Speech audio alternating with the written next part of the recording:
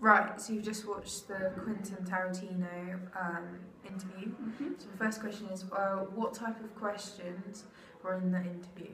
I think mostly it was open questions. Pretty much everything the interviewer asked warranted a longer answer response.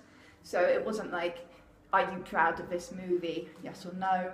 It was more sort of questions which warranted a longer answer and more depth. So, are you disappointed by the reaction to your film? And I mean, leading on from that, there was quite a lot of suggestive questions. I mean, by saying, like, with the are you disappointed with the reactions? You're sort of suggesting that the general consensus was it was a bit hit and miss. Yeah. Right. Second question is, what effect do you think these types of questions have had on the interview and why?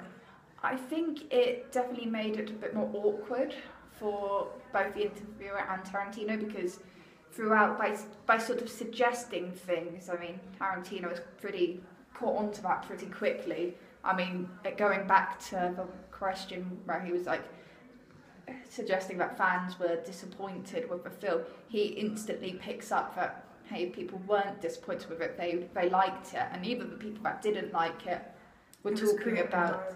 Yeah, it was sort of, yeah, I think it definitely made it a bit awkward because the interviewer kept sort of suggesting things and saying things which weren't necessarily true, or if they were true, he didn't back them up as such. Yeah. What was the purpose of the interview? I mean, ultimately, I'd assume the purpose was to promote his new film Django Unchained. However, that sort of gets a bit lost in translation, because the longer it goes on, the more it becomes a sort of a debate or an argument about why he's actually there. Yeah. And you know, it just loses something in translation, I think. Yeah. Next question is, why would the following question be suggestive? Are you disappointed by the reaction of the audience? It's suggested because it's sort of saying that by asking the director, Tarantino, if he's disappointed, it's sort of implying that the fans... He should be. Yeah, he should be, and that the fans didn't like it, when he's obviously, you know, he's either not heard too much of a response or there's been a more positive response. It's sort of saying, it's telling him he should be disappointed and that the fans are disappointed in what he's made, when that may not even be the case. Yeah. What style do you feel the interview was? Can you give an example why you feel that?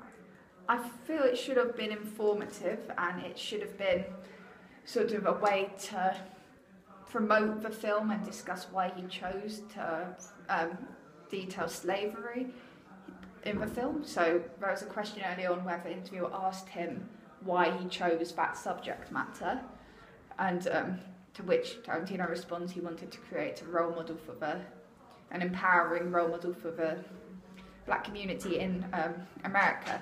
But at the same time, I think towards the end it becomes more of a debate on who says what and who should have who has more control over the interview. When, I mean, you see that when Tarantino starts asking the interviewer questions, like, at one point I'm pretty sure he says something along the lines of, I'm going to ask you a question, and it all sort of gets flipped over.